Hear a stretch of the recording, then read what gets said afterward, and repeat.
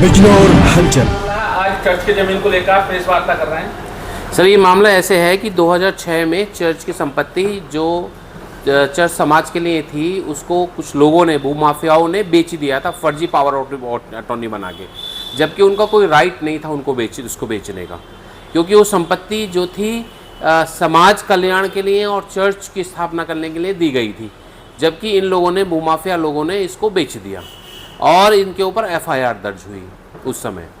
उसके बाद ये लोग पुलिस से बचते रहे और बचने के बाद इन्होंने काफ़ी कोशिश की बचने की, लेकिन उसके बाद भी इन्होंने बचने के बाद भी माननीय न्यायालय ने इनको छोड़ा नहीं और इनके जो पिछले दिनों इनके हाई कोर्ट से भी इनके जो स्टे थे और जमानतें थी वो खारिज हो गई। बेचने वाले कौन लोग? बेचने वाले में एक एलिया प्रदीप सैमुअल है जो अपने आप को बिशप कहता है और उसने ये संपत्ति बेच दी। उसके अलावा एल्गिन आर सिंह है और कुछ लोग मृतक हो गए हैं, उन्होंने संपत्ति बेची और यहाँ के लोकल लोग हैं खरीदने वालों में।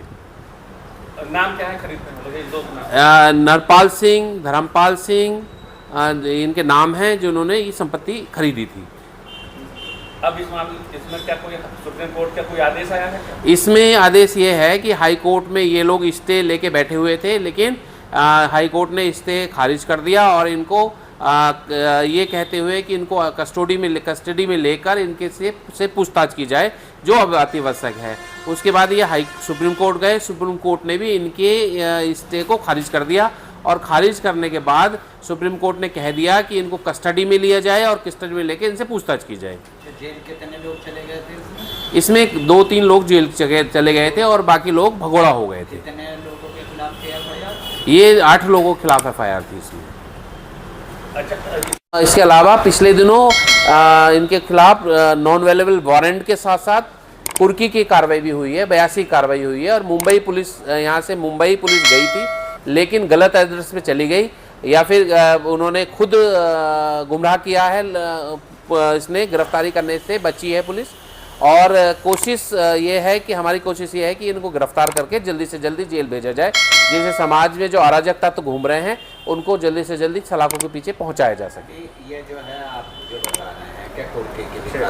जी, कितने लोगों के खिलाफ? ये अभी तो एक के खिलाफ कुर्की की कार्रवाई हुई है, जो एलिया प्रदीप सैमुअल है, जो इनका लीडर है, इनका गैंग लीडर है, जो एलिया प्रदीप सैमुअल जो अपने आप को बिशप कहता है, तथाकथित बिशप है, वो उसके खिलाफ कुर्की की कार्रवाई भी हुई है।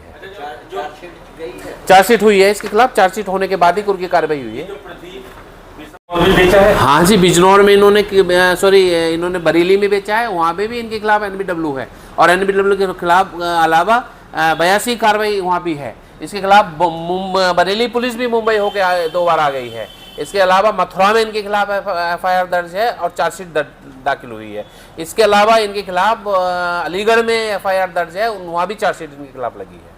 इन्होंने 300 पावर ऑफ अटॉर्नी बना के भारत सरकार की जो संपत्ति है, चर्च समाज की संपत्ति है, जो कुछ सरकारी संपत्ति है और कुछ प्राइवेट चर्च की संपत्ति है, इन्होंने उसको बेचा है।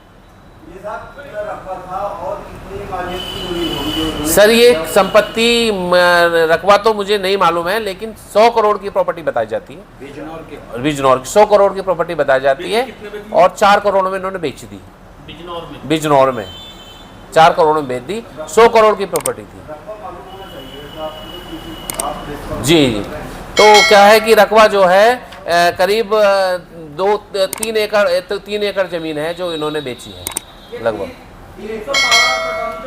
जी, कितनी पावर ऑफ अटॉर्नी की जगह बेच दी इन्होंने? अलग अलग भारत में बेची है और उन्होंने ज़्यादातर ये मानिए 90% संपत्ति बेच दी है इन्होंने। यानी कि 300 पावर ऑफ अटॉर्नी में से ये मान लिया जाए 280 बिक चुकी है। जी, 280 बिक चुकी हैं। इसके अलावा इस व्यक्ति ने बड़ोदरा में भी, गुजरात में बेची हुई संपत्ति है, वहाँ भी इनके खिलाफ एफआईआर दर्ज है। नर्सिंग कॉलेज था ना, ये बेचा था? नहीं, ये नर्सिंग कॉलेज नहीं था, स्कूल की संपत्ति थी, उसको बेचा था। अस्पताल चलता था जी, जाके उन्होंने मुझे आश्वासन दिया है कि हम जो आरोपीगण हैं उनकी गिरफ्तारी अतिशीघ्र कराएंगे। उसके बाद मैं डीएम साहब से मिला और सीओ साहब से मिला पुलिस में जाके, उन्होंने मुझे आश्वासन दिया है कि हम जल्दी इनकी गिरफ्तारी करेंगे।